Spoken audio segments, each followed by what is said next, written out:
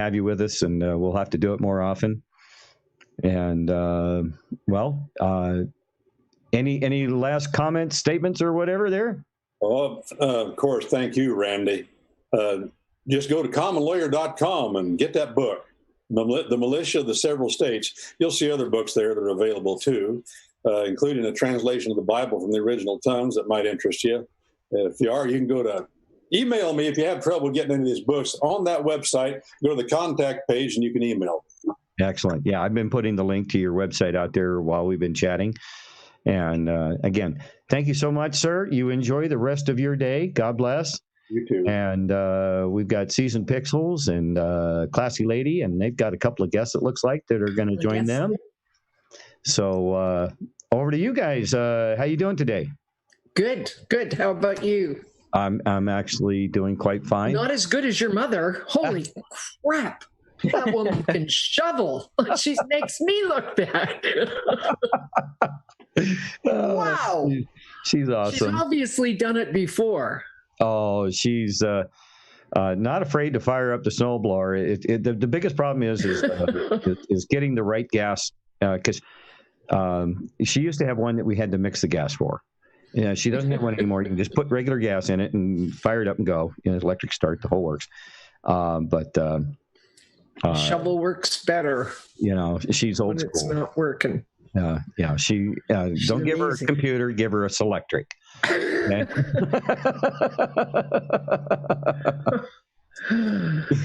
All right. Well, we got a couple of guests from the other side of the world. Awesome.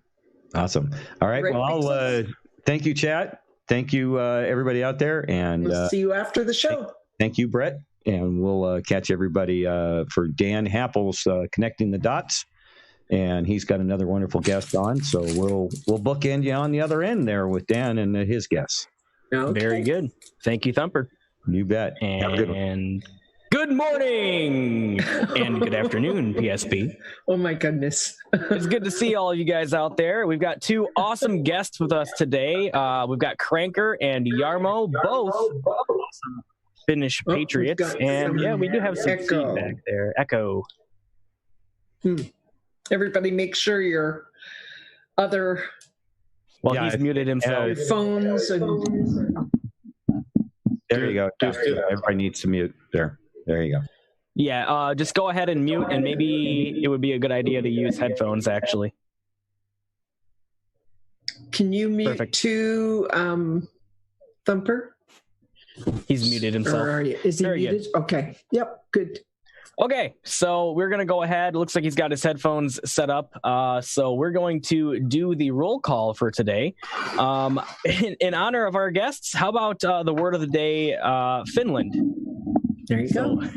Looking for Finland out there in the live chat, and we will go ahead and get this party started. We said that together. Yeah. Very good. All right, there it is. Hey, Jules 60187. Good to see you out there. Brad Stenquist, Oak Half Right, Wolf Pup, Dee Hagen, Jose Wildfire, Shane 3885, Jennifer Skornika. Good to see you out there. Jill K, Melissa Perry's, I Love Horses, Gina Just a Pug, Mike Kenley the second, Alice Boyer, Zoltan Vaz, Smoke Clear out there, aka Thumper, Daniel Nordine, Pro America USA 1, Trump's Sword, Cynthia Lutke, the new format, Gina, Jeff Campbell, Shane 3885 again, Judith Bateson, Far From Center, Christ Lux, Tim Streetwalker, retired. Very good. Thos Alman, Stephanie Thompson, Vigilance, yo, how you doing, Vigilance? Good to see you. Alexandria, Occasional Cortex, Teresa's mom, Jill K, Homemade 007, BJ McPhail, 1, Menopan, man, how am I going to pronounce this? Kinetic. The band, Kinetic. Okay, I got it. Kinetic, the band. Lurking. Very good. Good to see you here. Anna Rogers, Debbie Elliott, Watcher on the Wall, Linda DeWitt, Jackie R, James Harris, Mosh Lacrosse, Bob Legler, Cardboard Heroes, Ladybug, Anna Lowe's, Jackie R, Panorific, Just a Pug, Lefty Mac, Old Norwegian Woman, and looks like that's about it. And Gummo. Okay. So if we missed you, sorry, we got to get on with the show, but I will try to get you next weekend. So we have two awesome guests today. Most of you already know Jarmo, but we have a new guest today on PSB. This is the guy who made that fantastic freaking video with all the memes, and it was just so awesomely made. I had to get a hold of him. I have no words for your videos, honestly. I can't even put into words. Can you play it again so we can remind everybody of what it was? Sure. Pixels? I think that'd be a great idea. Perfect. Yeah, I'll go ahead and play the one that I played, and then he's got a new one that maybe we'll play a little bit later on in the show. Yeah. It's much shorter, but let's see. We can do that instead of a song today.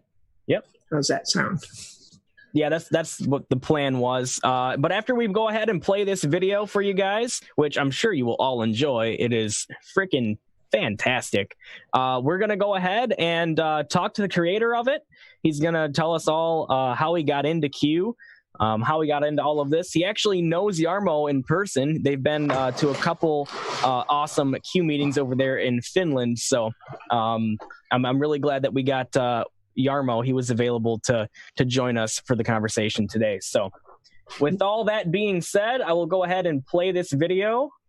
And like I said, guys, enjoy. I'm sure not a single person out there will think this is anything less than, I don't even know, amazing, kick ass, if I'm allowed to say that. Here we go, guys.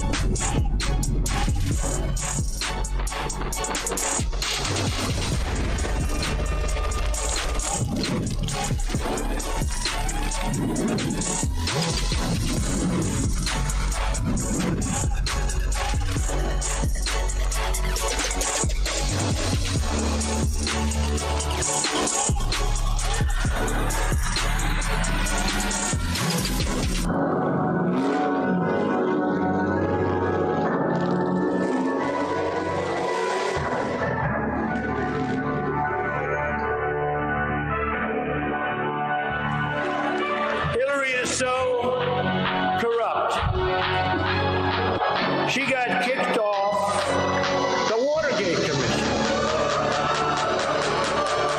How corrupt do you have to be?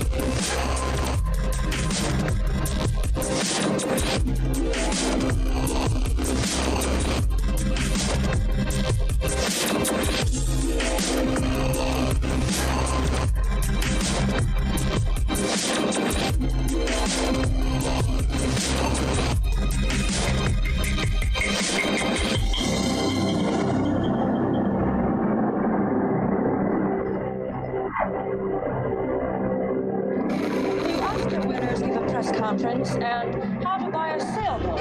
And Trump hosted the country's top military commanders and their partners last night at the White House for dinner. Summoning reporters, telling them this was the calm before the storm. President Trump made this puzzling comment. What this represents, well, they reached the copybooks. The White House has not clarified the comments further.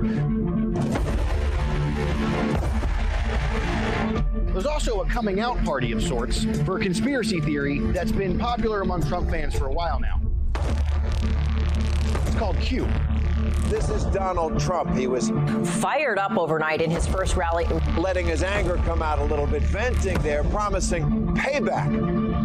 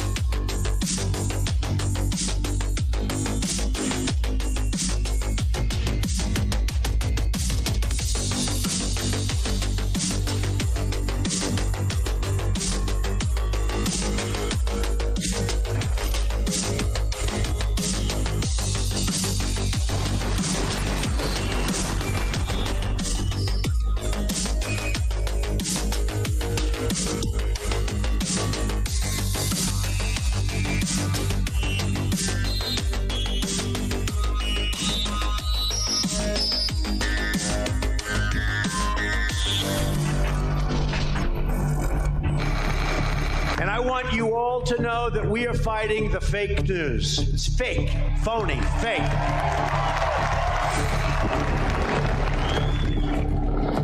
A few days ago, I called the fake news the enemy of the people, and they are. They are the enemy of the people.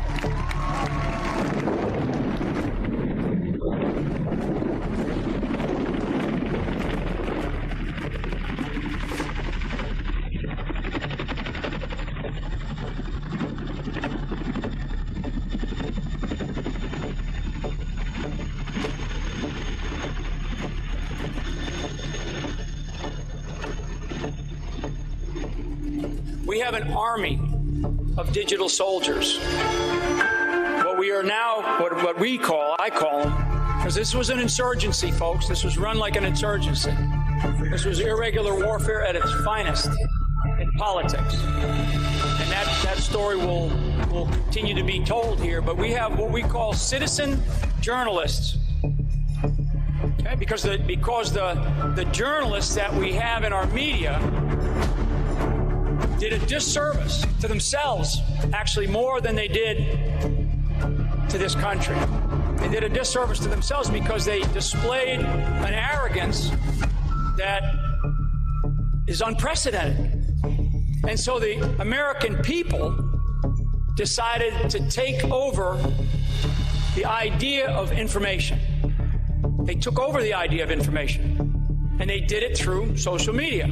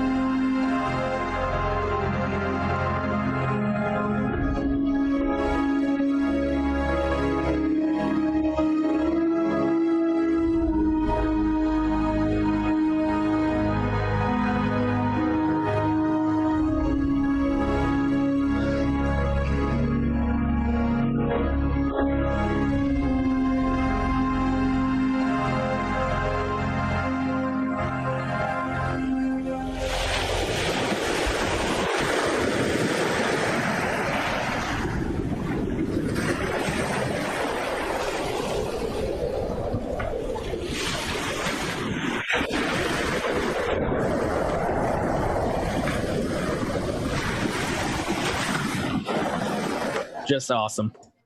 Oh my goodness, that is amazing work. Absolutely amazing work.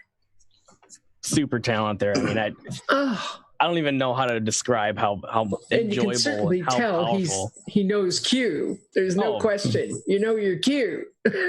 Absolutely. So yeah, just Cranker, I just want you to tell us, how did you get into this, and what kind of gave you the idea to do these videos, and what was your red pill moment? Yeah, okay, thank you for letting me be on the show. I watched a couple of episodes before I came here, and maybe I've always been pretty open-minded since my life, but my red pill moment was definitely the Pizzagate when it broke in 2016 with the Podesta emails, and I remember that I almost felt like physically sick when I read those emails and saw the art and stuff like that, and then I started following David Seaman.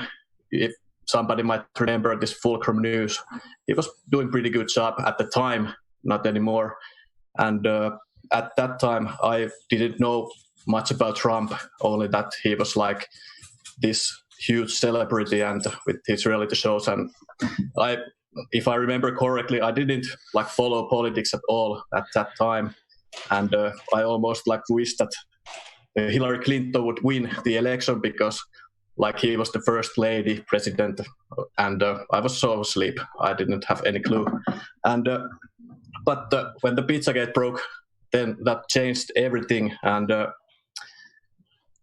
soonly after that I was like noticing the mainstream media bias against Trump. It was horrible, like everything. They just came up with these stories like he's afraid of stairs and he's trying to kill the Japanese emperor's fish, and like there was endless stories about how Orange Man is really bad. And if I remember right, I was like everybody knows Destroying the Illusion, Jordan Sather. I accidentally started following him in April 2017 when he was talking about Trump and Putin trolling the world, like something's different happening in the background what mainstream media isn't like reporting.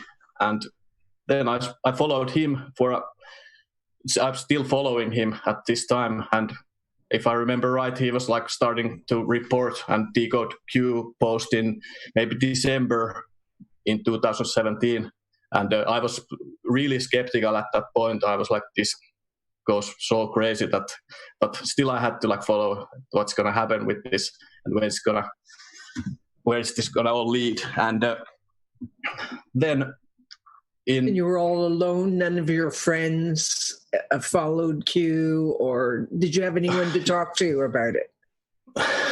I tried to talk about it with my like co-workers and with my family, like immediately when it hit me that this is a real deal. I tried to talk about it to everybody, but with really poor results. Like everybody thinks I'm just some crazy and like conspiracy theorist, and I understand it might sound like that, but I was alone. I'm still pretty alone in my like inner like close relatives, and everybody thinks that this is all just fun, like live role playing action or something like that. But then in the I made contact with this Finnish citizen journalist called Blokki Media I think it was in February 2018.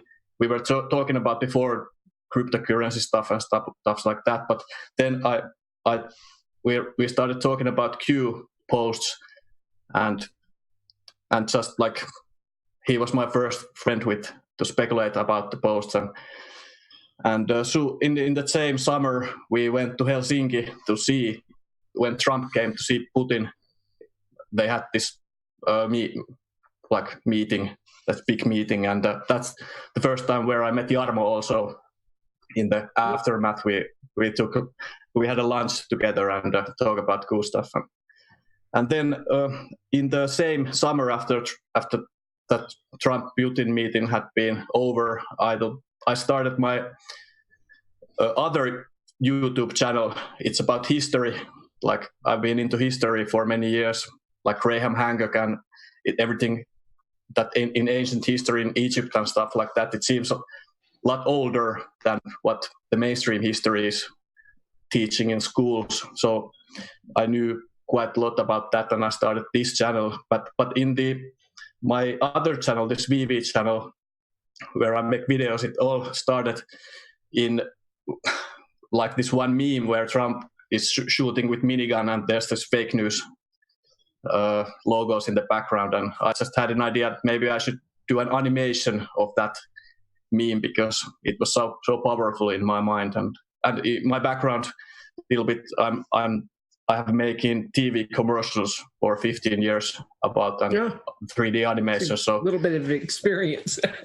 Yeah, so it's like seems easy for me to like transmit this information into videos. A lot easier than talking with the relatives.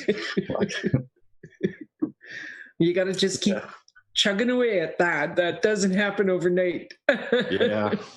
There's definitely. A lot of us that have trouble with relatives and friends as well. So you're not alone. Yeah, I think it's my communication style is not too good with my brother, but I'll still keep doing it. Maybe someday he will come to his senses. So do you feel like you've got a real handle on Q, because you seem to have gotten a lot of the messaging? Yeah, maybe it's because I've spent so much time like I'm listening Praying Medic and iPod and every different sources, and I spend all my time like researching, and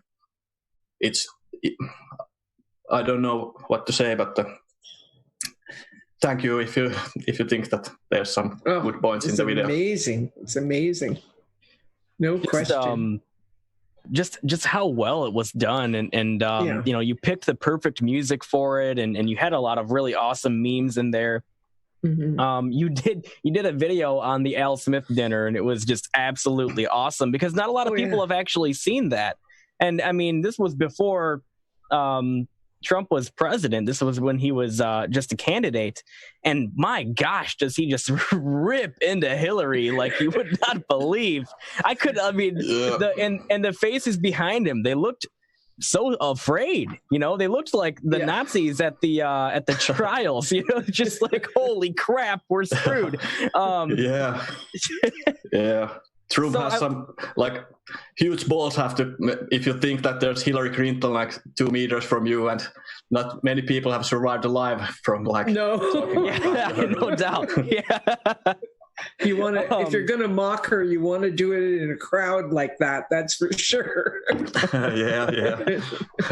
So you have some protection around you. Yeah. So I also like that the Al Smith dinner is very awesome. Everybody should see it if some of us haven't yet. The videos. Yeah, maybe I'll play it a little bit later on in the show here. So what I want to ask you is, like, I actually have a little background myself in kind of the creative aspects, you know, making, you know, doing 3D rendering and things like that. So what is your, first of all, how long did the Donald J. Trump tribute, the one that's 11 minutes and 11 seconds long, how long did that project take you to complete roughly from start to finish? Well, it's like started from the first meme animation I made, the MAGA bill, where the red pills are dropping from the sky and Trump is shooting the minigun. It's just, at that point, I didn't have any idea if I'm going to make any more videos, or is just one or what I'm going to do. But from the total time I spent doing the video, it's about 8 months, like putting it all together. But it's not like I'm doing it 24/7 every day. But every time I have to go to work also. But when I have the free time, I'll do the other videos. But about 8 months, I think. That's crazy. That's a long time for a project. I think the longest time I ever spent on a project like that was like a couple days or a week. So yeah, that's crazy.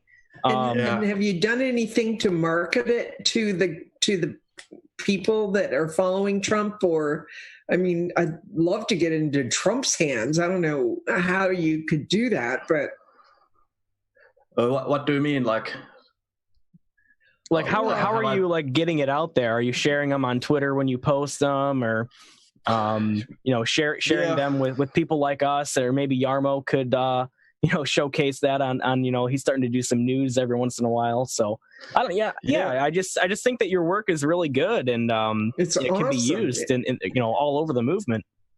Yeah, thank you very much.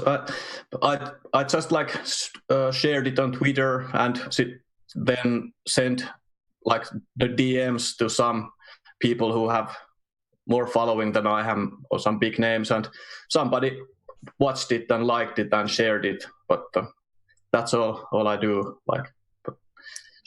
Well, we can get our people on here to share it.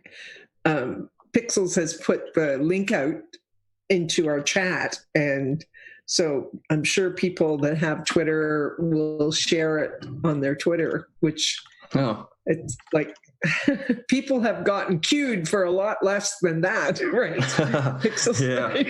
Yeah, absolutely. I think his work could, definitely, if Q decided to cue Cranker, I can definitely see that happening. Actually, Jarmo, at the last meeting, Jarmo got queued. His picture of his group of people there. And it looks like he's unmuted himself. So let's pull Jarmo into the conversation. What's going on, man? It's been a while since we've had you on our show here. Yeah, it's been a month, I suppose. Little low today. The audio. Can you turn it up a little bit? I will try my best. Let me just try the computer audio, but then I can't hear anything. That's a problem. It will come as we had the problem, and then it was fixed, and now it's here again. Sounds a little bit better now. We can hear you. Yeah. We can hear you. It's not. If you can turn it up, it'd be great. Yeah. Don't worry. We can hear you. Yeah, I just like to be. I would like to be heard, but it's. It's good. It's good now. It's better now. Yeah. Yeah. It's better. I don't know why that when he first joins in, it's quiet, and then it gets louder somehow automatically. Okay. So Jarmo. So how did you meet Cranker? Which meeting was it? Was it the first Helsinki meeting after Trump and Putin met in Helsinki? Was it? Yeah, it was definitely that magical day, that very, very hot day, summer day when Putin and Trump came over, and it was absolutely. There was magic in the air. Perhaps Cranker can confirm. But yeah, definitely. Afterwards, we as he said, we went to have something to eat, and then we sat around and talked about Q and stuff. So that was the first time, and then afterwards we met in the Q meetings, and maybe some other times too. I was going to ask if you went to Jarmo's Q meetings or not, Cranker. Yeah, I've been 2 times, but unfortunately, the last time when Jarmo got queued, I wasn't there. But I'm still happy for everybody who was there. I watched the stream what Jarmo did. It was awesome. Like, everybody's so happy, and very awesome day. Yeah. I'd like to join one of your meetings sometime, but I don't know if I can get over to Finland or not. They'd probably label me a terrorist and block me from entering the country. That's okay. Well, very cool. So let's kind of shift the conversation over to Iran and how you're over in Finland. I'm sure your media companies have been absolutely going orange man bad mode. So let's I'd love to hear what's going on over there. How are people reacting? How's the media reacting? Both of you, go ahead. I can start. I just read about today from Twitter that this Finnish woman is a politician in the Social Democratic Party. He was blaming Trump for this Iran missile attack because he made it to escalate to that point that they had to start shooting missiles, and basically, I think the Finnish media hasn't been blaming so much about Trump, but they have been trying to, like, the World War III push, I think. Yeah, absolutely, and I'm sure you would expect MSM outlets from around the world to make that push and try to scare people into believing that World War III is around the corner. Jarmo, any thoughts on this subject here? And what are you seeing? What are you seeing people say about this? Is there a reaction to it with like kind of just the normal people in Finland, or are they just not really paying attention, or what's going on? Yeah, well, I think they are paying attention. Of course, if the mainstream media reports something, then pay attention, or if they follow mainstream media. But of course, I mean, with the Orange Man ban, everything that Trump does is bad per se. It doesn't matter what it is that he does; it's just bad. So basically, this is the thinking in people's minds that if it's something that Trump did, then it must be bad. So they don't perhaps have the background on it, and usually they don't when it comes to these kind of things. But yeah, so that's basically it, and it's I mean it's a very interesting topic because because Q has dropped a lot about Iran and has talked about a lot about Iran already for 1.5 years. So it was in middle of 2018 we had a lot of drops about Iran, about the good people of Iran have the power and these kind of things. And so we've known the stance of Q for a long time, but it is perhaps the most loaded question in the Q sphere. What exactly is going to happen in Iran? Q has written about regime change and these kind of things. So but here it's the crux of the question is like, do you trust Q? If you do, then everything's going to work out fine, and then you trust Trump, and that's it. And many, of course, they don't follow Q, they don't know Q, so they can't trust it. But there are quite a lot of people who follow Q, but then on some topics they do not trust it. And it's what was the reaction to Soleimani getting killed? Yeah, actually, I was going to ask you. When Soleimani got killed, we had a lot of people in our media, the liberal media, actually defending Soleimani and painting him as some kind of hero, or they were calling him a decorated commander and kind of propping him up and making it seem like Trump committed some kind of war crime by taking this guy out. Yeah. But obviously he was a disgusting evil terrorist who's been wreaking havoc in Iran and other places in the Middle East and for a long time. And the previous administration actually had a chance to take this guy out and didn't do it. So now that Trump has taken this guy out, the media wants to act like he's a good guy. Have you seen that kind of behavior in the media in Finland, or have they decided not to try and say that Soleimani was a good person or somebody who was highly esteemed in Iran? Well, at least they're not telling him that he was a bad person. Like it's maybe they're trying to paint the image of Soleimani like he was this general, respected general in the army, but not a terrorist. Yeah, absolutely. So that's basically it, and I think they are very much waiting for the 4 a.m. talking points. I mean, this is really the thing. When something truly new happens, then there's questions floating around. The narrative is not set. I mean, it's not set, and then they really must somehow crystallize.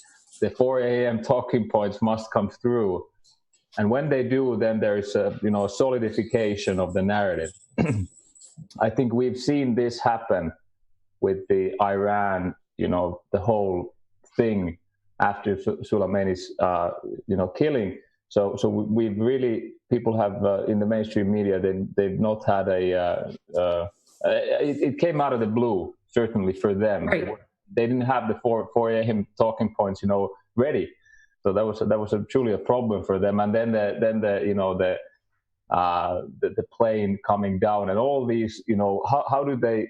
It seems that it's very difficult for them to set a certain narrative, because they want to, Iran deal is good, so we know this. The current government of Iran is good. Of course, it must be, because they made the deal with Obama.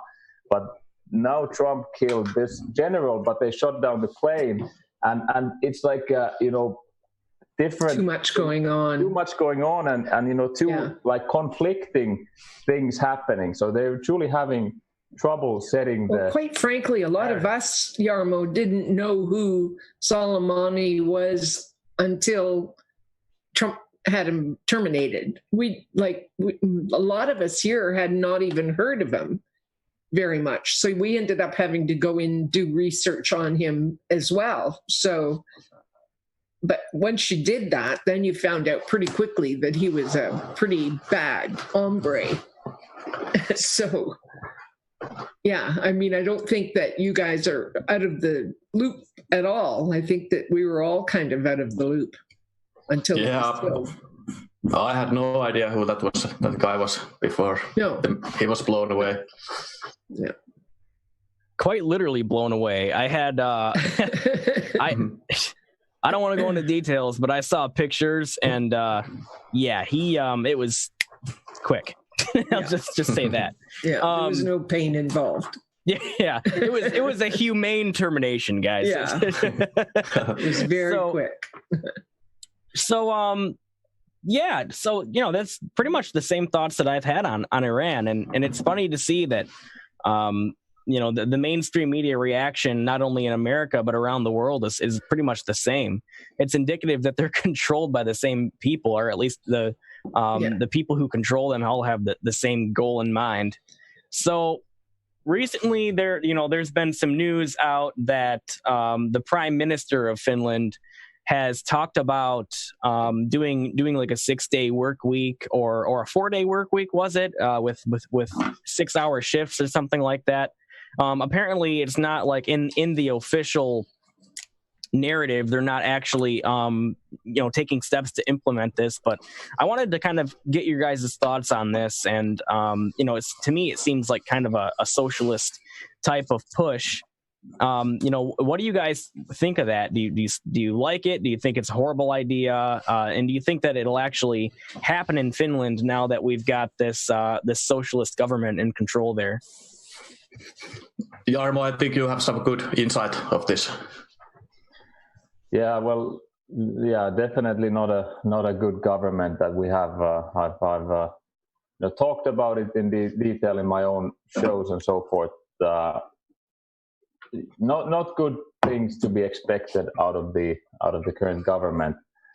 They are absolutely a socialist government, to the max, in a sense that we've never had in Finland before. Plus the Green Party, and the Green Party is just like it's the new red, as I've said it, and I have my Twitter banner. So that's definitely it. It was created to, and the global warming hoax is to really bring the socialist big brother government in force. Mm-hmm. Any country that truly embraces the Green New Deal and these kind of things. So so like it's more of not it's more hoping that they don't destroy things too bad, and of course everything can be amended eventually, but I would not hope for anything good to come out of the current government, definitely, and it's really telling that nothing good. It's not just like maybe they'll do something right, but not this one. Yeah, I totally agree with Jarmo on this. I think the whole government is just full of like globalist puppets, and they're not thinking what's best for Finnish people. I see. And, are you guys seeing kind of pushback from your everyday people in Finland? I know that I always ask Jarmo this question, every time he comes on. Have you seen a growth in the Q movement over there? Have you seen a growth in nationalism recently? What's the pushback looking like? And does it look like the pushback is getting, big enough to where you guys could actually, raise up candidates who will stand up against this type of thing politically? Yeah, I think it's definitely growing. I mean, I've said it before, and the situation is nowhere from hopeless, because I see more hope every day. The biggest party currently, according to the polls, is the Finns party. It's called the Finns party, and it's the only true opposition. Of course, there's gray areas, with any party, but I know some of the candidates, I met at least once, one of them face to face, and these kind of things, and I know that some people related to the parliament members have watched my videos and these kind of things. So I think they know about Q, for instance, and they know about the conspiracy world, but they're a bit afraid to go into it because, of course, the mainstream media will immediately attack them and call them, all kinds of names. So they haven't been. The politicians take these baby steps because they really have to play by the rules. Of course, they shouldn't, but this is the world we live in, and they talk the political correctness and these kind of things. But that being said, I truly believe that the movement is growing, and it's growing in social media. So what I've seen a lot recently is like true panic from the establishment, from the mainstream media, that they are like they can't control the narrative, and they are really not happy about it. Before it was like, yeah, the trolls and the these kind of odd crazies, they'll talk these things, but it's becoming louder and louder and louder, and Russian bots, like, beep boop. Sorry? Yeah, absolutely, the Russian bots, and they're just beeping louder and louder.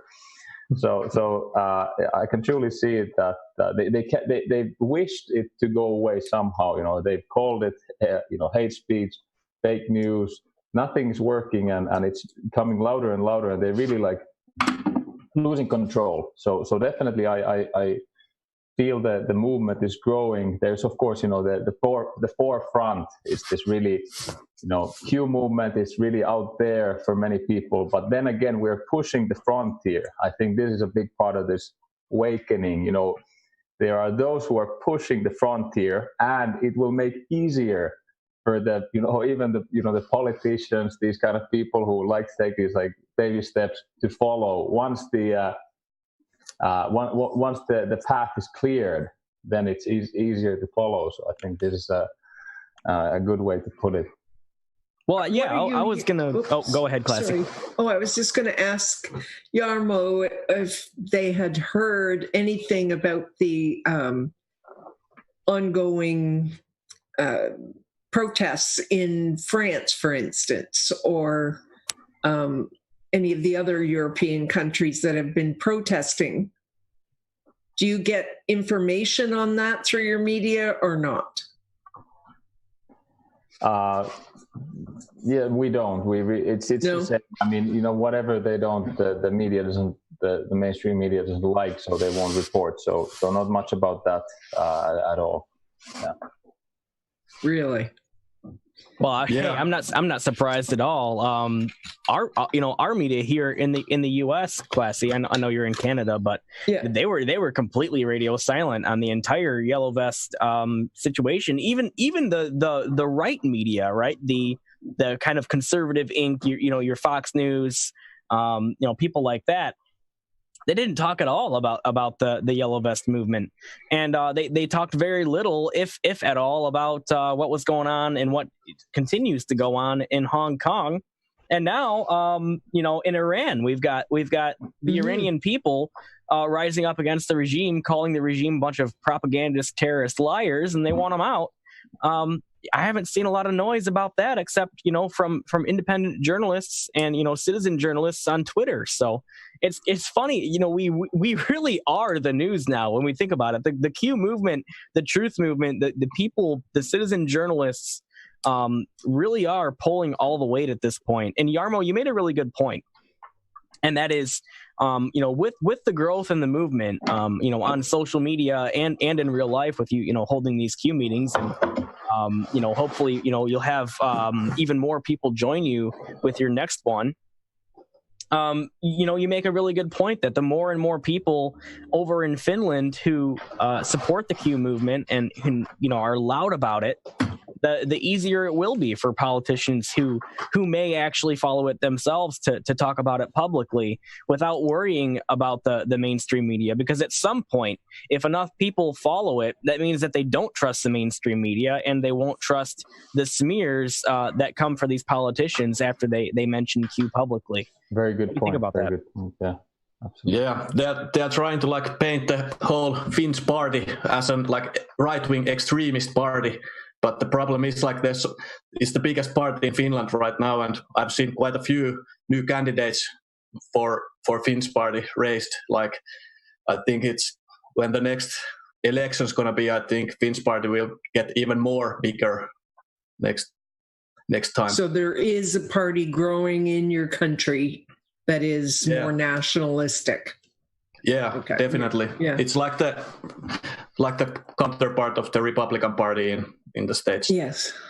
Well, people aren't really too committed to calling themselves Republicans. I think I thought it was interesting. And we didn't talk about this yet, Pixels, but Brad Parscale put out his data from the last rally that President Trump had. And there were almost 23,000 voters identified. And of that, 22% were Democrats and 21% were independent. The Great Awakening. Absolutely. Yeah. I mean, and they say 5,216 didn't vote in 2016. And yet they're at this rally. So, I mean, there's 5,000 people that are going to vote for Trump, right? I would expect.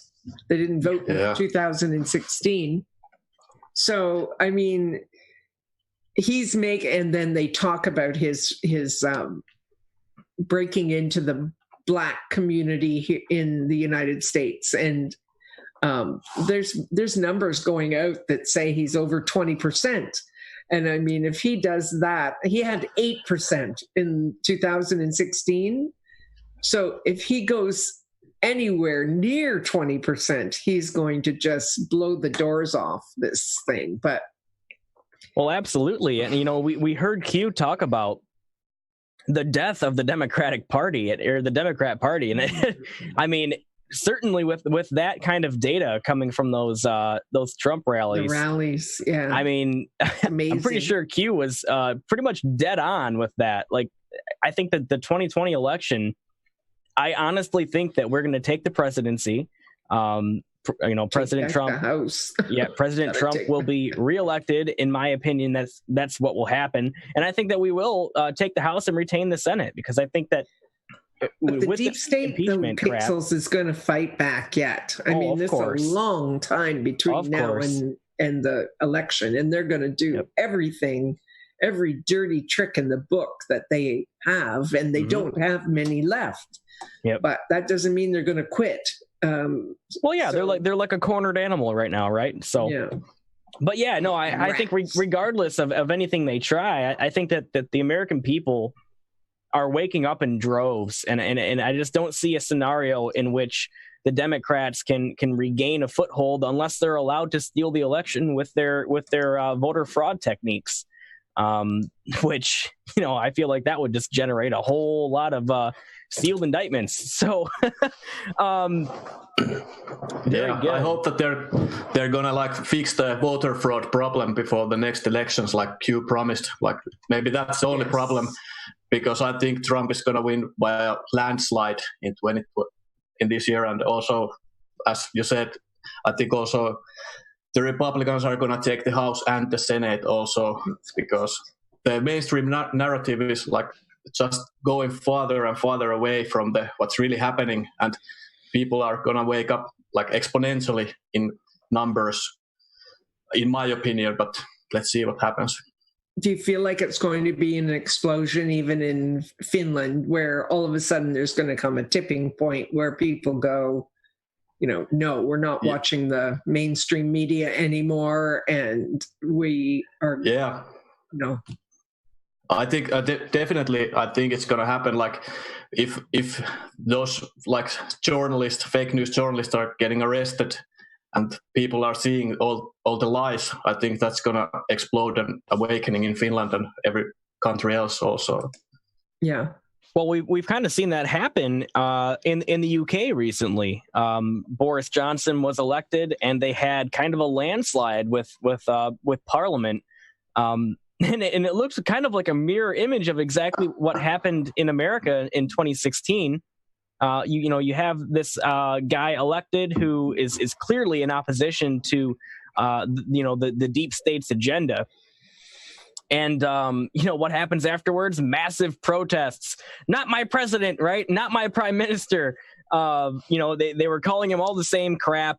They were calling him a racist. They were calling him a xenophobe.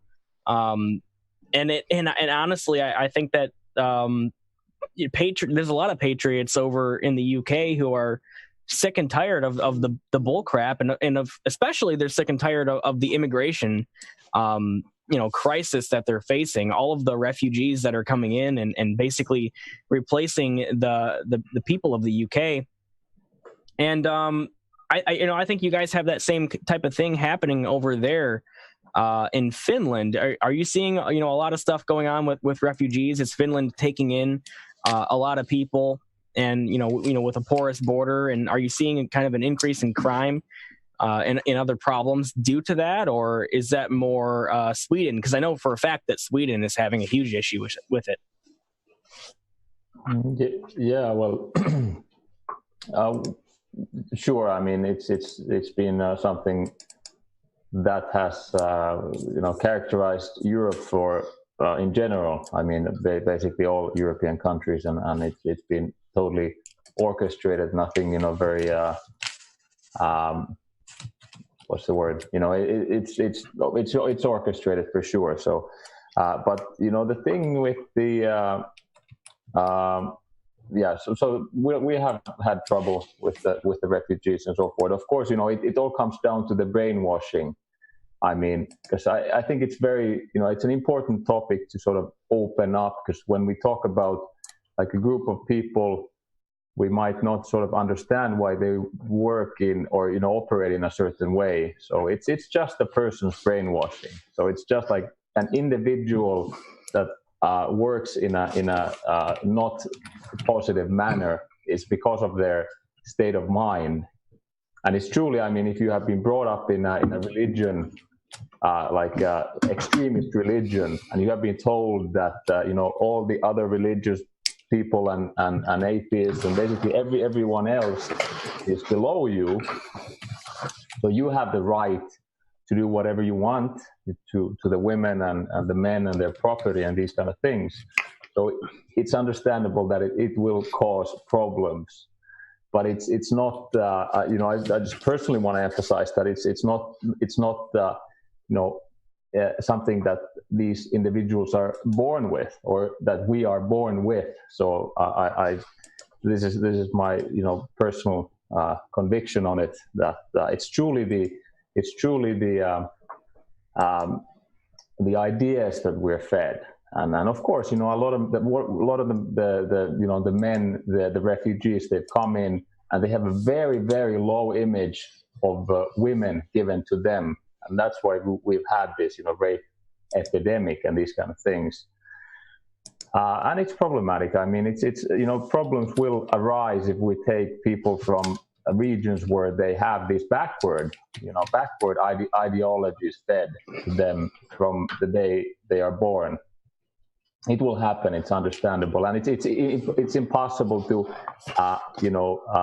unravel the ideology in a short time. And this is what they tell us, that they will assimilate into, they will become more Finnish. But what of course happens is they might become even more radicalized, in the sense that they close up, and this is the problem, and this is truly the problem, and it's always this on an individual level, that there's a certain brainwashing. Everybody sort of gets it to an extent, but then there's a awakening. The Great Awakening it's happening on an individual level, and it really concerns everyone, and the politicians and the refugees and the Finnish truck drivers and whom not. So it doesn't matter when the red pill hits you. It might come from any direction, but when it does, then the person is truly changed. I mean, they can be truly changed. Once your eyes are open, you can't go back to sleep, right? Right, and then you become, Earth patriots. I mean, I wouldn't even like to use that word, in the sense that it's truly just about awakening to the fact that knowing yourself and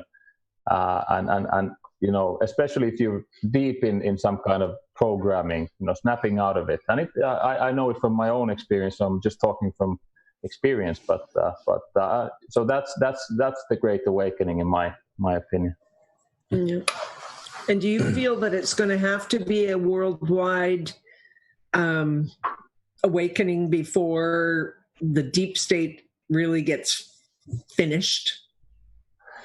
Do you have a feeling that there is deep state in Finland that get into your government? And well, I think it's what when Q says like the mainstream media is the enemy of the people. I think he truly means it, because the mainstream media has gotten hold of people's minds in a very concrete way, and they have been controlling us in a very, very concrete way. Like the mainstream media says jump, and a person will jump, and then go left, go right, and it's truly like there are these movies, They Live, and others.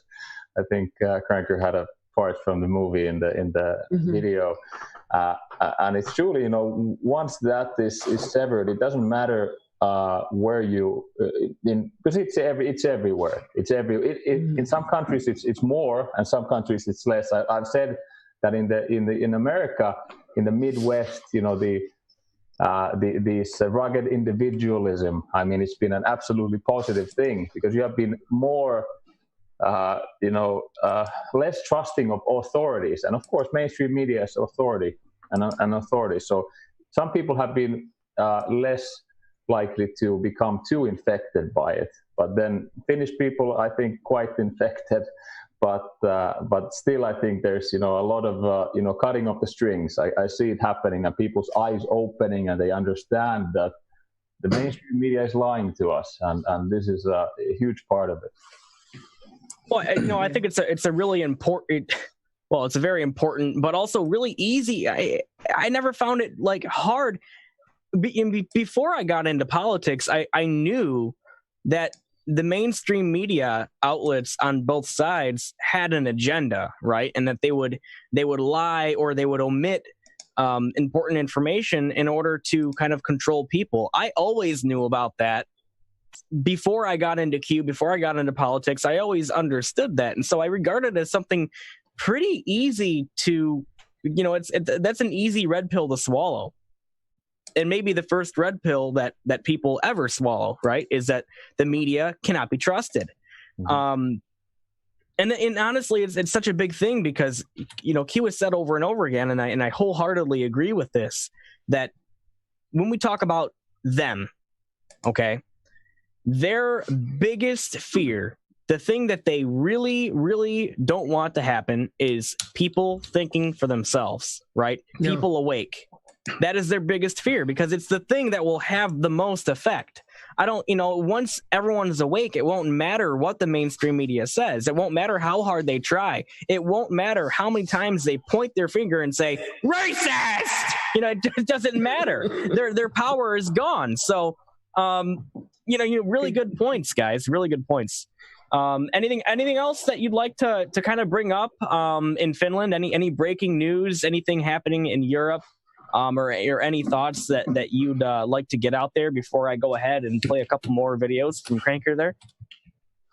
Well, I could say that I'm definitely same with what Jarmo said, that the fake news is the biggest enemy the humankind has. Like, it has still the grip, like most of the people, and I hope that the big arrests are gonna change that in Finland, because they're just trying to spin every article like in the end, like as far as they can, because they're all implicated in this big lie, in my opinion.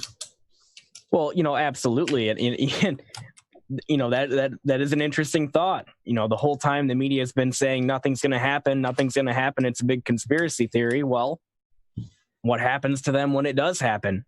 They're completely discredited. They're outed as liars, right? And that's the only path that there is there going forward.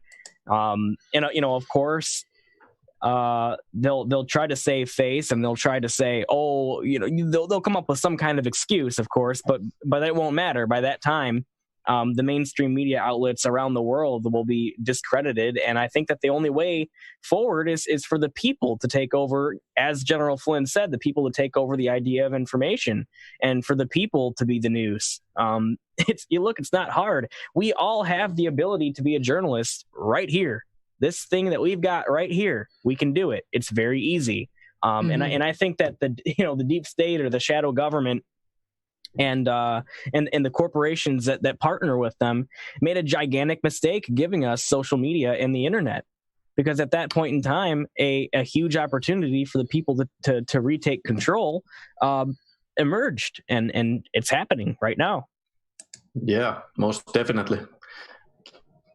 Yeah, and I think that if we share information as much as we can between the followers of Trump, I just sent both Jarmo and Crank a website that I follow all the time. Have you found it, both of you? It's in the chat, in the bottom of the Zoom, in the bottom. I just wanted to make sure. Okay, so there's a message there. This is a woman that I follow quite a bit, and I mean, I can share other ones with you that really help too. And if you find something in Finland that you think we can read, because neither one of us speak Finnish. Well, I've got a translation tool actually, so. Oh yeah, I mean that's true. On Twitter, you can also translate as well. You can translate on Twitter, but I think there's something called the Tundra tabloids. I know that it's in English, and it's I think it's done by an American living in Finland. I haven't followed it too much because I don't need to read the Finnish. Do you both read English as well? Yeah, definitely. Like most of the news came from English. Like the Finnish media, the mainstream media is only crap. Terrible. Yeah, terrible. Okay. Yeah. Well, we can share. I'm sure Pixels has got websites that he follows that he can share with you too. And I just tweeted out your video, Crank, and tagged President Trump and Brad Parscale, who's his campaign manager. So you never know. We may get you cued yet. Yeah, thank you for sharing the video. Oh, no problem. And we get as many people online to share it as we can, and Pixels will put out the link again, and I just think it's an amazing video, and I mean and you've got so much experience in the TV area, so I mean I know it's not easy for you to do because you have to do it around your work, but you just make the rest of us look like absolute amateurs. No. Actually, I feel like everything I have been doing in my whole life has led to me to this point, like making these videos. I finally feel like some purpose doing these videos, because I've been doing 50 years TV commercials and stuff. I hate doing those. Like So this gives you something to think about. It's been like design, really. Yeah. Best awesome. times of my life. You can see the work that you've put into it. It's an excellent video. Thank you.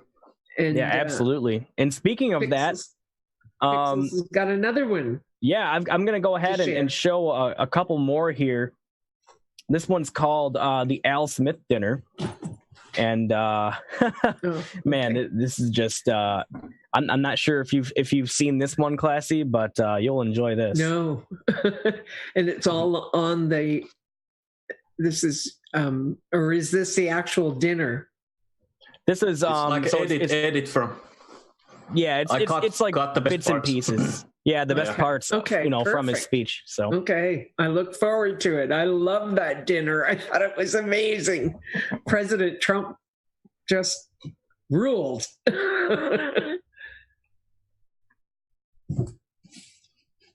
You haven't got any sound, Pixels? The politicians. Oops. Hold on. Sorry about that.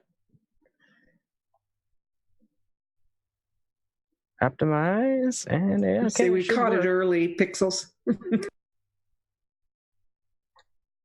Here we go. If it will load. Gosh.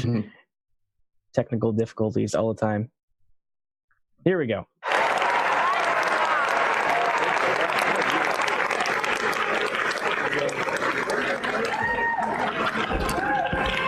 Thank you, Al. Wow. That was good. The politicians. They've had me to their homes. They've introduced me to their children. I've become their best friends in many instances. They've asked for my endorsement, and they always wanted my money. And even called me really a dear, dear friend. But then suddenly decided when I ran for president as a Republican that I've always been a no good, rotten, disgusting scoundrel. And they totally forgot about me. Hillary accidentally bumped into me, and she very civilly said, "Pardon me."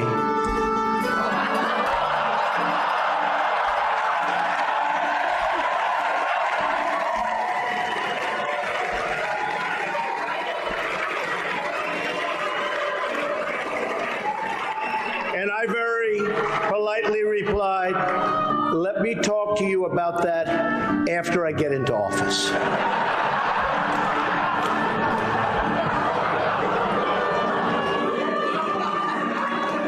Just kidding, just kidding. But this stuff is all relative. After listening to Hillary rattle on and on and on, I don't think so badly of Rosie O'Donnell anymore. In fact, I'm actually starting to like Rosie a lot.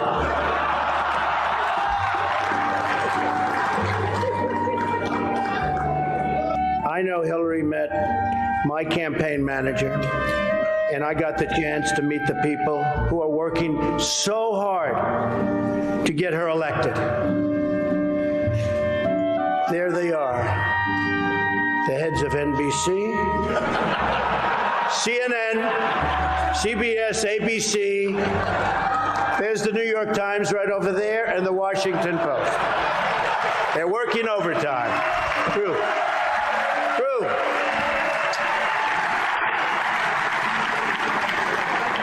I'd like to address an important religious matter, the issue of going to confession, or as Hillary calls it, the 4th of July weekend with FBI Director Comey. Now, I'm told Hillary went to confession before tonight's event.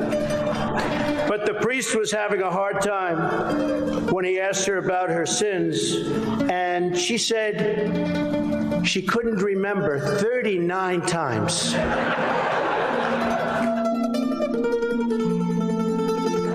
Hillary is so corrupt. She got kicked off the Watergate Commission. How corrupt you have to be to get kicked off the Watergate Commission. Pretty corrupt. Hillary is and has been in politics since the 70s. What's her pitch? The economy is busted. The government's corrupt. Washington is failing. Vote for me. I've been working on these problems for 30 years. I can fix it, she says. I wasn't really sure if Hillary was going to be here tonight because I guess you didn't send her invitation by email. Or maybe you did, and she just found out about it through the wonder of WikiLeaks. That's okay. I don't know who they're angry at, Hillary. You're right. For example, here she is tonight in public, pretending not to hate Catholics.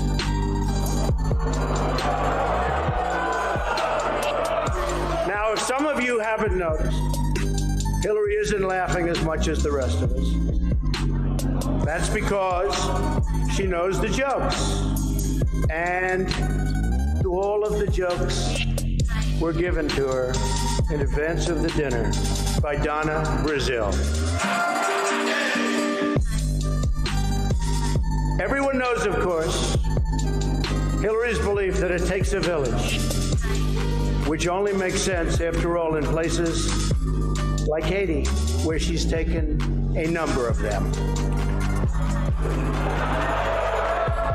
This is a hell of a dinner. Thank you. I don't know, and I don't want this evening without saying something nice about my opponent. Hillary has been in Washington a long time. She knows a lot about how government works. And according to her sworn testimony, Hillary has forgotten more things than most of us will ever know. That I can tell you.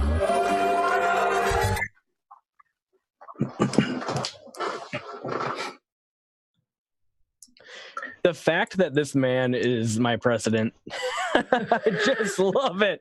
He's amazing. He rules. Yeah. Yeah. I wish we had one in Finland too, like Trump.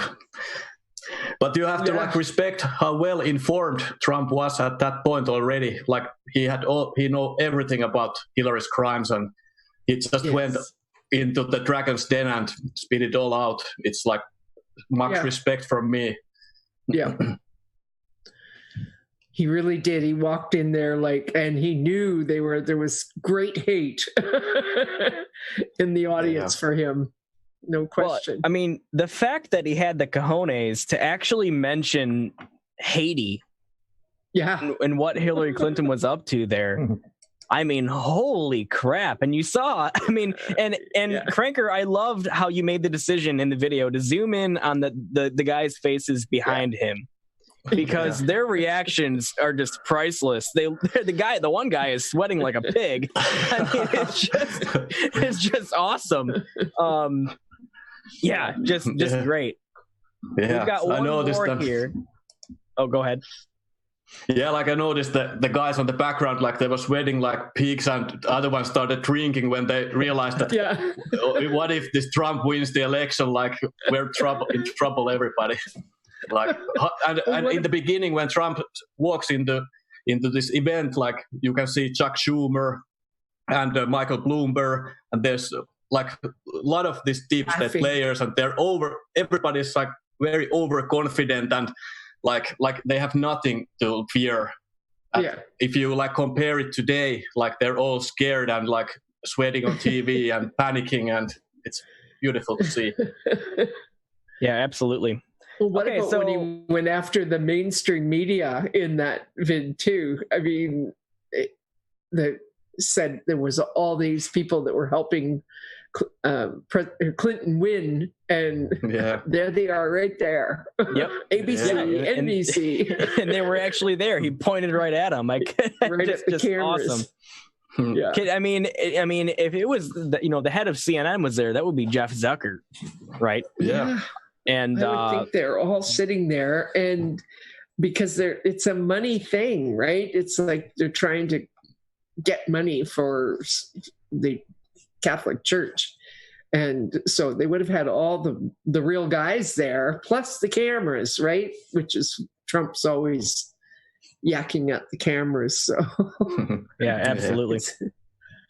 All right, so we have another one here. This is his latest video, and after I play this, we'll go ahead and we'll see if we can get out of him any ideas that he has for a future video, or if he's working on anything currently. What I'd love to see is a video about Iran. I think he'd do a really good job on that situation. So, but yeah, here's his most recent video. It's called "Lock Them Up." Let's give it a shot here. There are a lot of people out there that have done some very, very evil things, very bad things, I would say treasonous things against our country. People that have done such harm to our country. We've gone through a period of really bad things happening. Those people will certainly be looked at. I've been looking at them for a long time, and I'm saying, why haven't they been looked at? They lied to Congress. Many of them, you know who they are. They've done so many evil things. I will tell you, I love this country. I love this country as much as I can love anything. My family, my country, my God. But what they did, it was a false narrative. It was a terrible thing. We can never let this happen to another president again. I can tell you that. I say it very strongly. We can never, ever let this happen to another president again.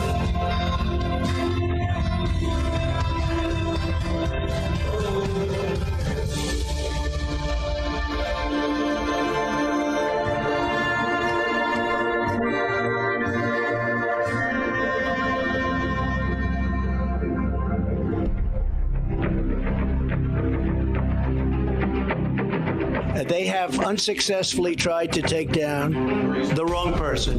If you look at Comey, if you look at McCabe, if you look at probably people higher than that, if you look at Strzok, if you look at his lover, Lisa Page, his wonderful lover, they didn't use their private server because they didn't want to get caught, so they used the government server. That was not a good move. He talked about the insurance policy just in case Crooked Hillary loses, and that didn't work out too well for them. So you look at them, they want an insurance policy so that should she, for any reason, lose, remember, 100 million to 1. Maybe he said 100 million to nothing.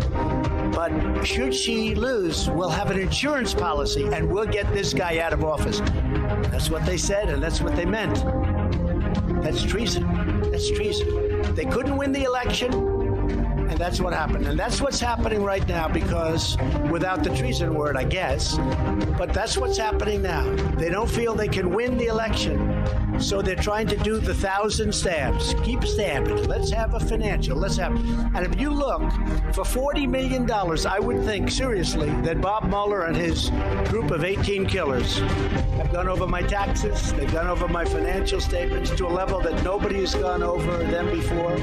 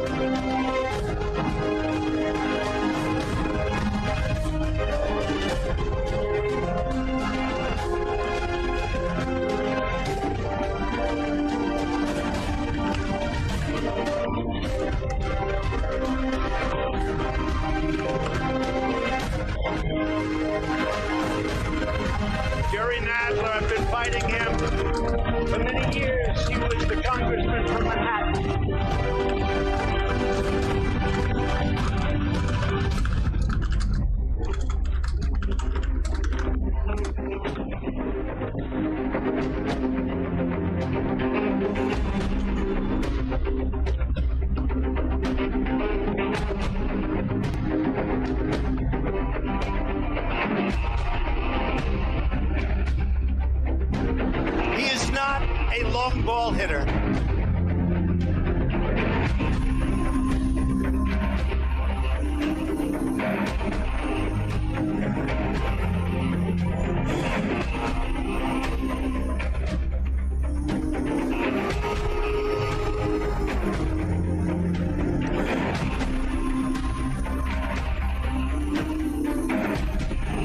Sick.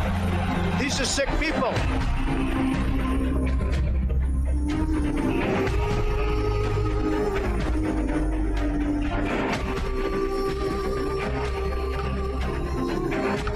Transgender, we own them. Oh my gosh. Impeach 45.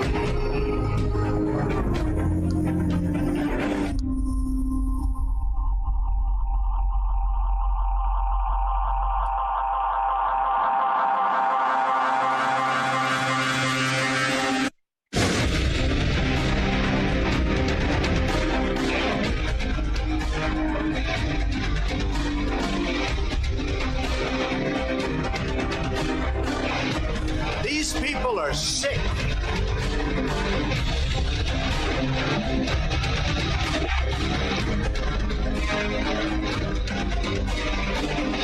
Little pencil neck Adam Schiff.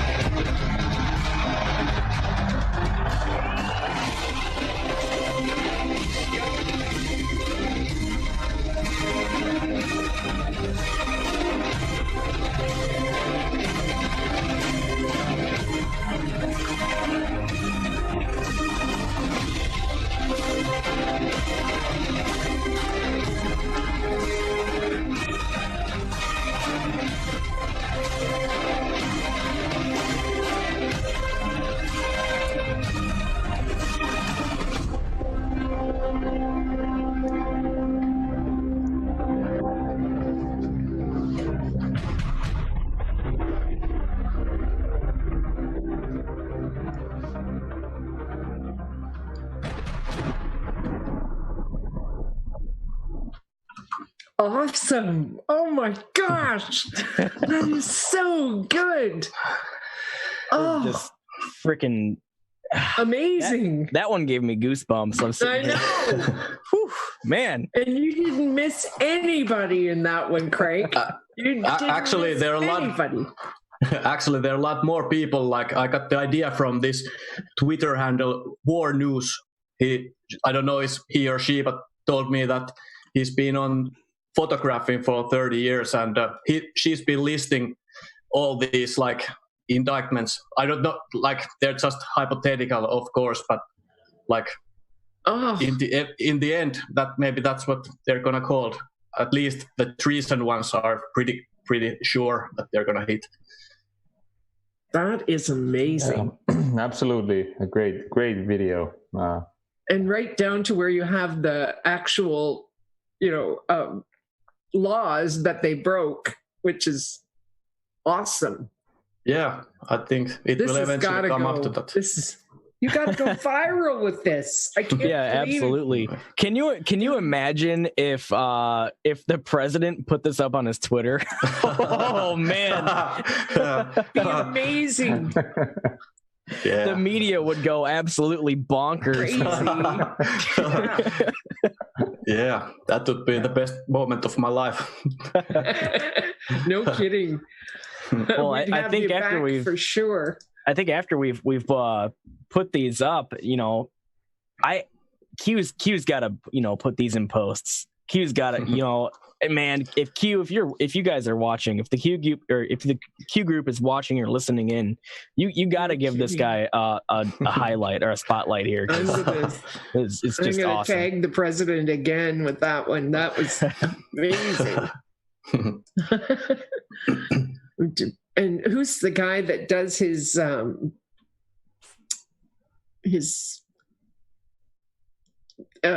media stuff? Pixels. Do you remember what his name is? Not Parscale is the campaign manager. There's another guy that works. Chat will give it to me. I know they will. Yeah, live chat. Well, you guys, you guys know who it is that does President Trump's like campaign media, videos and whatnot, social media and stuff. Is it Danska Vino. Oh, perfect. Oh, you know what? Yes. I think it Scavino. is. I think it is Dan Yeah. Scavino. Yeah, tag him. Yeah, you're right. Chat says you're right. And by the way, Jarmo, you were getting all kinds of attaboys at the beginning of the thing. It's probably gone now on chat. Are you watching chat today? Yeah, I'm watching chat, so I probably saw most of those. So you saw them? Okay, good. Yeah, good. I just wanted to mention about the videos because it's really important for this morale boosting, and these kind of videos are truly important for the movement. So like in any warfare, there is fatigue, information warfare fatigue. You know, it's a new form of warfare, but it's still warfare, and therefore it's truly important to boost the morale, and these kind of videos are very, very important. So, you know, definitely absolutely great job. Thank you. Yeah, I think I'm like the cheerleader of this movement.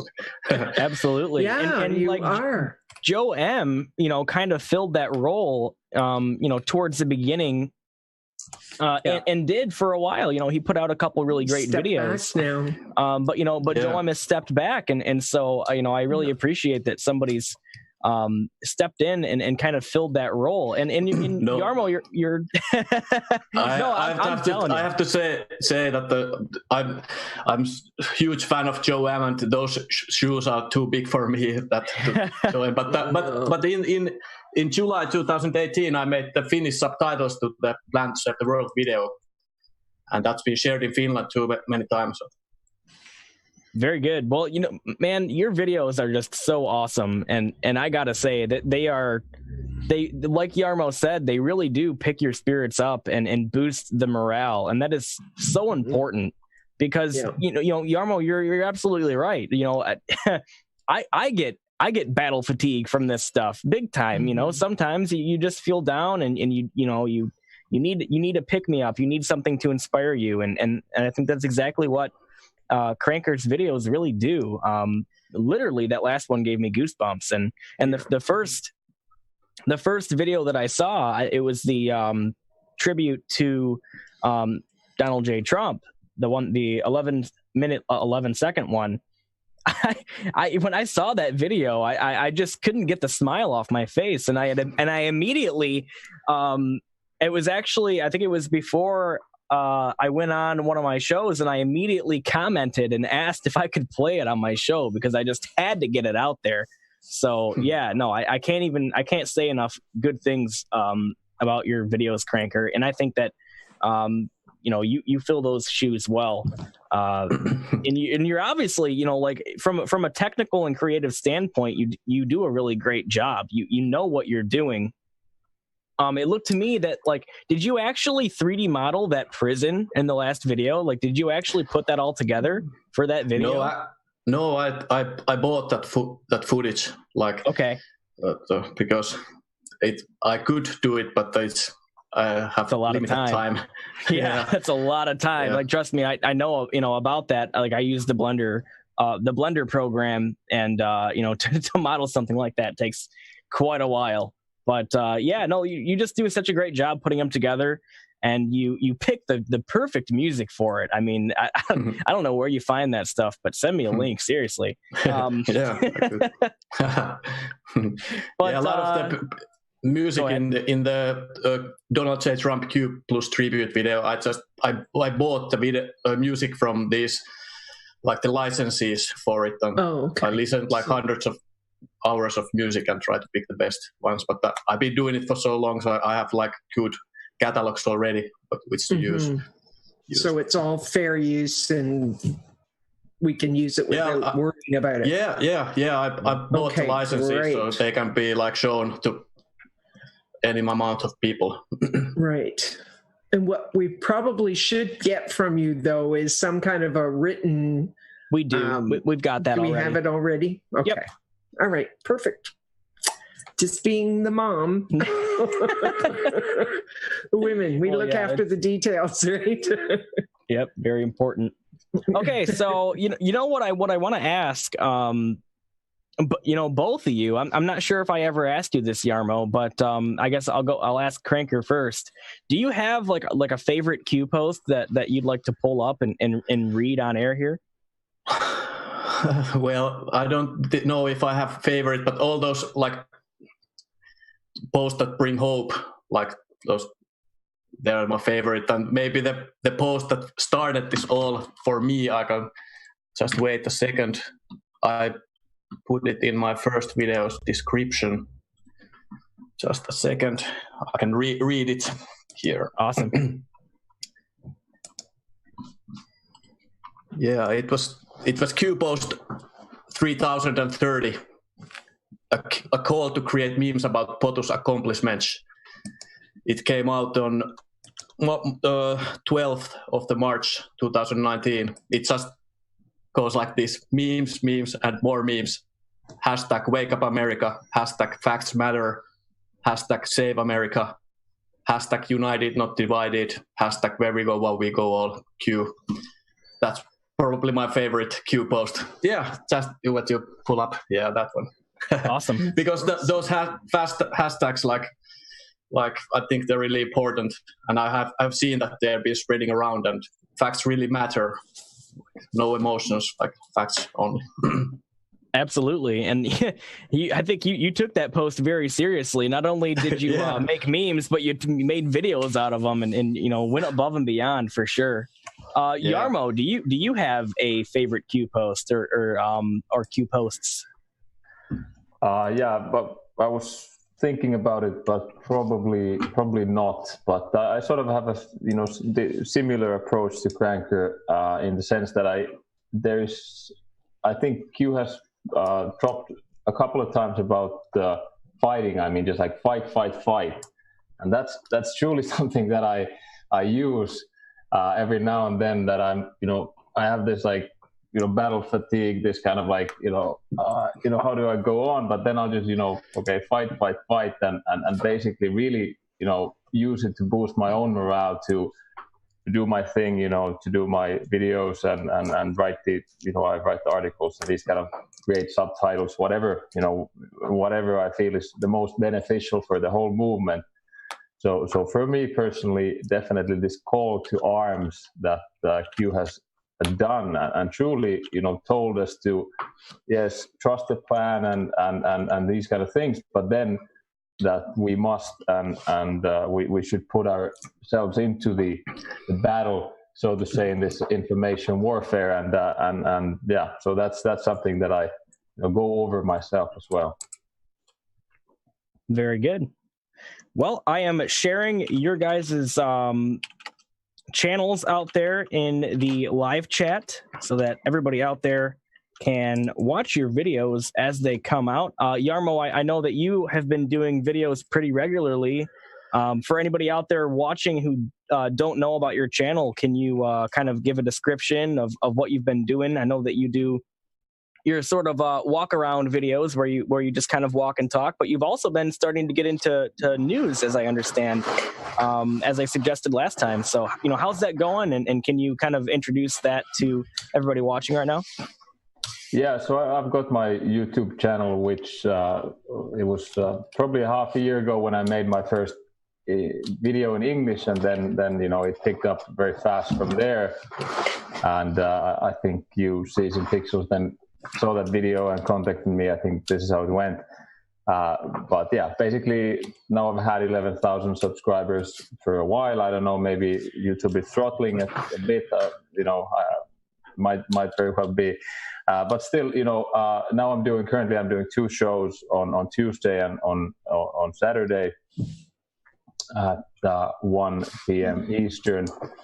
And then, I've got a channel up, another channel up, Jarmo Ekman suomeksi, which means Jarmo Ekman in Finnish. So the other one is just with my name. So if you go to YouTube, if you search with my name, Jarmo Ekman, you'll find it.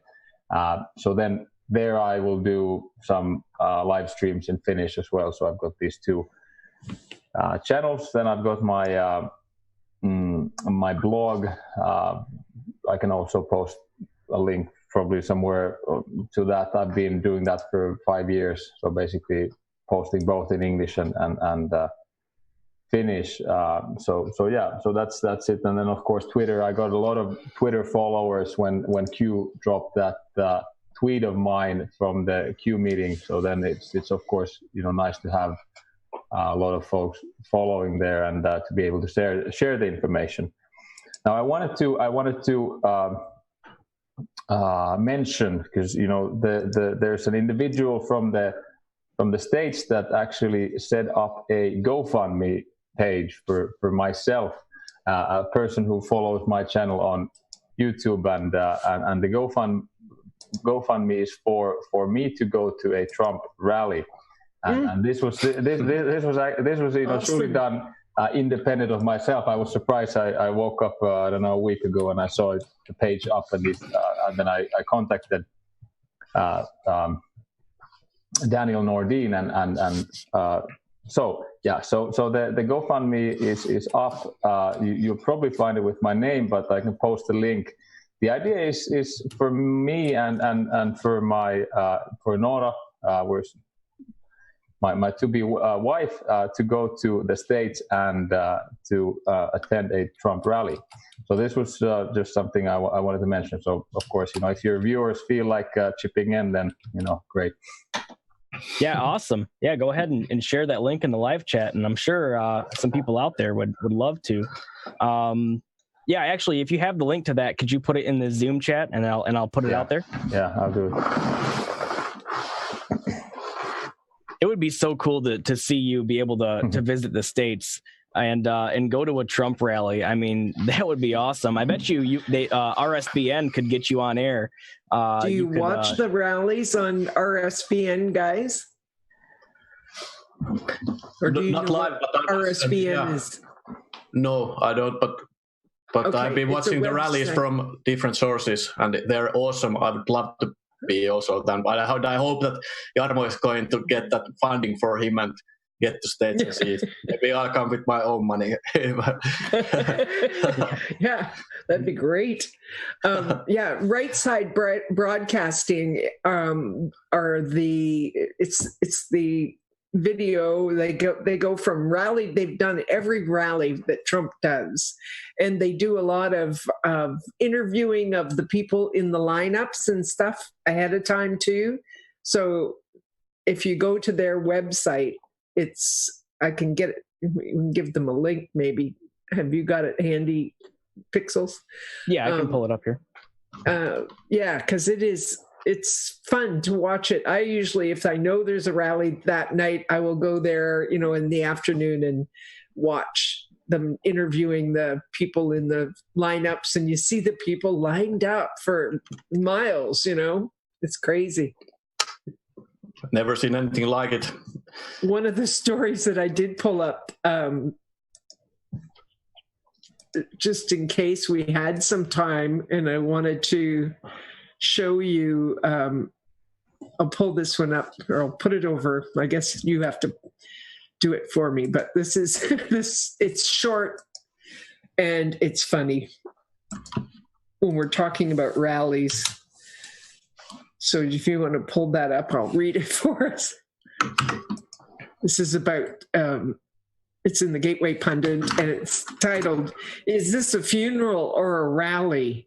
Top Democrat candidate Joe Biden can't fill a living room in Iowa." So they've got a picture there. This is in a funeral home, apparently. This picture, and they haven't even got the chairs full. There's like 4 rows and they haven't got them full. It says Joe Biden is the current leader in the Democrat primaries. The first vote, the Iowa caucus, is less than a month away, but Democrats are having a hard time this year. Besides all of their insane job-killing, America-hating policies, they're also lacking in energy. Here is a look at Joe Biden's latest rally in Clinton, Iowa on Saturday. Is this a funeral or a rally? Can you pull it up on the share so we can see the picture? I put it in the chat in for you to pull it up. The Zoom chat, because I'm not seeing it actually. At the very bottom. I don't. Yeah, it's crazy. Like how they give. I sent it to Jarmo. Okay, just a second here. How that polls give like Joe Biden like 44% chance of becoming the president. I think it's so far fetched. That's never gonna happen. I know it's hilarious. It's a total lie. I mean, he can't fill a stadium, let alone apparently these pictures funeral are home. Hilarious. Yeah, these pictures are absolutely hilarious. You have to pull it up. All right, let's see here. Oh my gosh. I know. It says waiting for John Kerry on this snowy evening in Clinton, Iowa. No way. So John Kerry was supposedly trying to rustle up some candidate support for Joe. And look at this. Why do they still have a PA system in here? Like, you don't need a microphone. What are there? You could count them. There's like 10 people there. I mean, it's hilarious when you think about tattered flag out there says he can't fill a teaspoon. When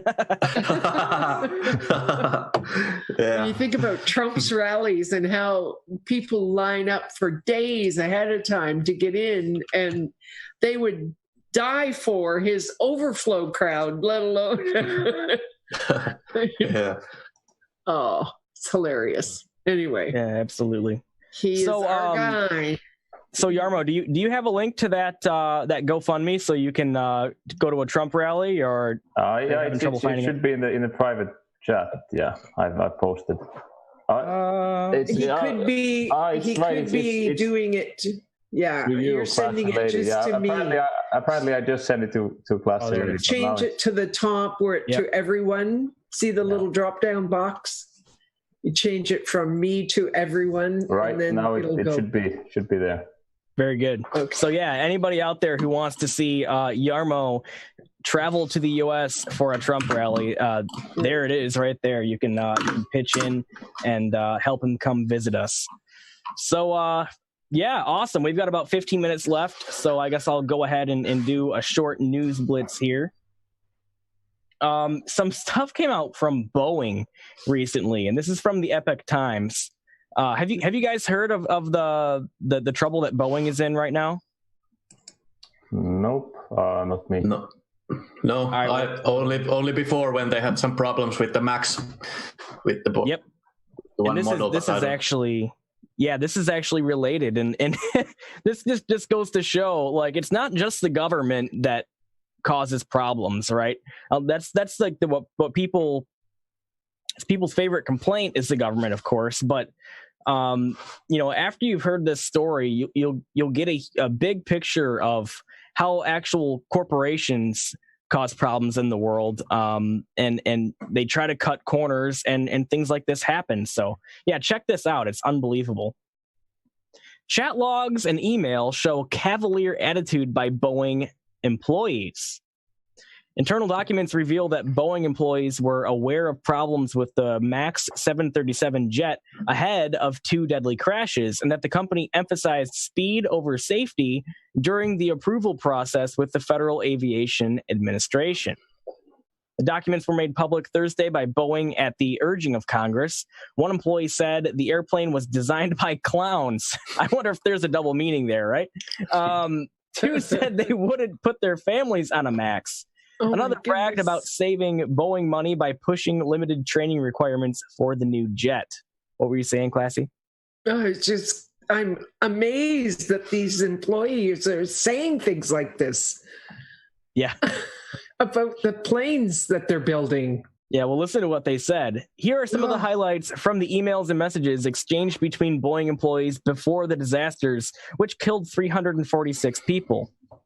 Quote, "Everyone has it in their head meeting schedule is most important because that's what leadership pressures and messages. All the messages are about meeting schedule, not delivering quality," unquote. That's from an email between Boeing employees on June 1st, 2018. Here's another one. Quote, "Time and time again, we are inundated with Boeing material specifying quality is key. This clearly is not the case or driving factor in any of the decisions that are made. Lessons learned continually say we should not accept inferior quality products because there is an unnecessary and costly overhead associated with doing so. But here we are, immediately prior to qualification, dealing with an issue that was documented weeks ago, and now accepting a reduced qualification level. Read failed as a result. That's from another email. Employee 1, it's such a shit show. Okay, yeah, sounds like it to me. Employee 2, totally, I'll be shocked if the FAA passes this turd. Oh my Referring to the airplane. That's from a chat log between Boeing employees on May 18th, 2018. I still haven't been forgiven by God for the covering up I did last year. Oh my goodness. That's from another chat log on the 15th of May. Employee 1, I don't know how to refer to the very, very few of us on the program who are interested in only the truth, but it's mostly depressing that it's so few. Employee 2, honesty is the only way in this job. Integrity when lives are on the line on the aircraft and training programs shouldn't be taken with a pinch of salt. Would you put your family on a MAX simulator trained aircraft? I wouldn't. Employee 1, no. Employee 1, and this is really egregious. Listen to this. I just Jedi mind trick this. I'm pretty sure he meant these fools. I should be given $1,000 every time I take one of these calls. I save this company a sick amount of money. Employee 2, what did you convince them of? Employee 1, to simply produce an email from me to the DGCA, India's regulatory body for civil aviation, that states all the airlines and regulators that accept only the MAX CBT computer-based training. To make them feel stupid about trying to require any additional training requirements. That's a chat log between Boeing employees on December 12th, 2017. Here's another one. Boeing employee, this airplane is designed by clowns who are in turn supervised by monkeys. You realize that in 2017, those airplanes would be in the air now, right? Right. Yep. God. And here's another one. Quote, I want to stress the importance of holding firm that there will not be any type of simulator training required to transition from NG to MAX. Boeing will not allow that to happen. We'll go face-to-face with any regulator who tries to make that argument. Email from Boeing 737 Chief Technical Pilot about transitioning from older NG model to MAX on March 28th, 2017. So they knew that there could be problems all along, and to cut corners and save some money, they decided it wasn't a big deal. And now over 300 people are dead because of it. So thoughts on this, guys? What do you think? Really disturbing, I think so. If they only care about money, it's sick. Makes me sick. Yeah. Yeah. Well, especially. Sorry. Go ahead. No. Just having worked in a big corporation myself for 9 years, I know sort of an international big corporation, so I know that's how it works, and we really need this kind of accountability and this. Because the problem with government and these big companies is this secrecy. I mean, to an extent, I understand it. Counts and these kind of things. But then when it gets overblown, then a lot of problems arise, and it's the same thing with the government and with these big companies. That once they grow too big, and then there's the secrecy comes in. Basically, it means trouble for everyone. So I'm not surprised. Yeah, good points. Okay, so I've got another one here. Classy, you linked to this, so I'll go ahead and let you read this. Do we have enough time? Ambassador. We haven't got very much time. I just basically wanted to get the headline out there. Britain's ambassador to Iran is arrested for inciting protesters in Tehran during clashes with riot police as they chant death to liars and demand that the Ayatollah resigns after country admits shooting down jet, killing 176 people. So there's a lot of pictures in this. It's a Daily Mail. So you guys might recognize the Daily Mail, and there's a lot of pictures of the protests. And I mean, everything I can read, the protests are people wanting freedom. It's just like President Trump is saying in his tweets. Did you read his tweets today? I mean, I did, and combined, when I checked them, because they were posted in both English and Farsi, they had about 1 million likes, and that's just crazy for 1 million likes to hit President Trump's Twitter in a span of a couple hours. He was being so straight and out there, you know. I just thought that it was excellent what he's doing, you know. And also, if you noticed, inside the tweet was the phrase "the world is watching," and I think we all know exactly where that comes from. Our favorite Anand, right? Right. Yeah. And I think that even that drop had Iran mentioned the world is watching. So. Yeah. Absolutely. Yeah. Anyway, very good.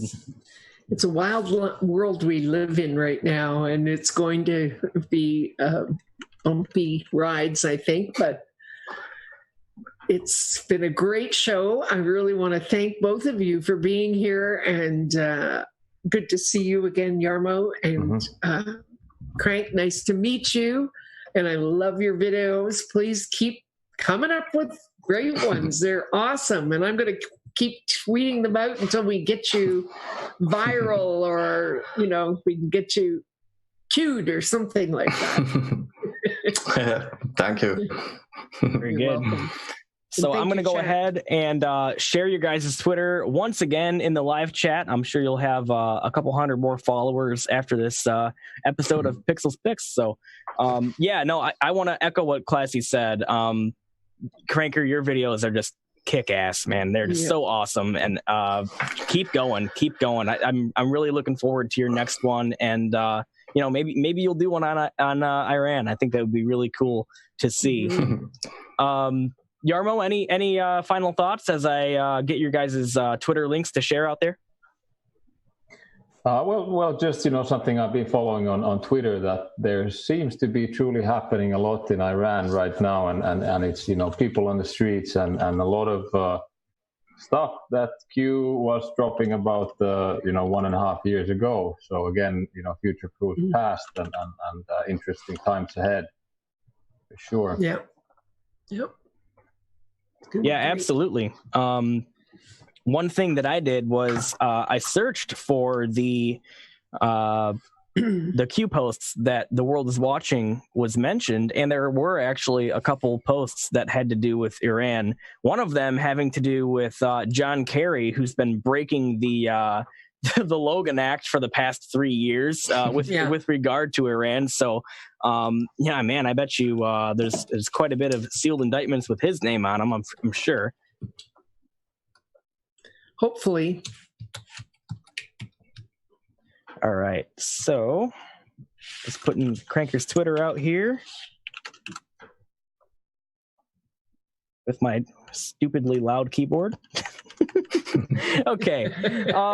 Well, great. Yeah, no, we've had a great show today, and I really want to thank both of you for being here and for what you do in the movement. I mean, Cranker, you fill a big role, and that's to put out awesome videos out there that, like Jarmo said, raise the energy level and kind of cure some of the information warfare battle fatigue that we're experiencing from time to time. You really boost the morale. And Jarmo, what you're doing out there, and you're kind of leading a grassroots Q movement out there in Finland. I think what you're doing is fantastic. And I actually didn't even know that you had a blog, so I'm going to check that out after we're off air here. But that does it for today's show. We're almost out of time here, so I'm going to go ahead and say goodbye to live chat. Live chat, I hope you guys have really enjoyed this as much as I and Classy have. We've had quite a fun time here today. Lots of laughs. That's the thing. Like, Cranker, sometimes in your videos, you've got this just really comical moments that really add to it a lot, and I think that's just awesome. But thank you guys so much for being here and in live chat. I love you all. I love being here. This is like my home away from regular life, so away from the Matrix. So yeah, love all you guys. If you like what we do here, please hit the like button, share this stream across your social media, and I will try to go ahead and record the entirety of this and put it up on my channel or something so that people out there can watch it again if they just so happen to miss it. So coming up next, we have Dan Happel, Connecting the Dots.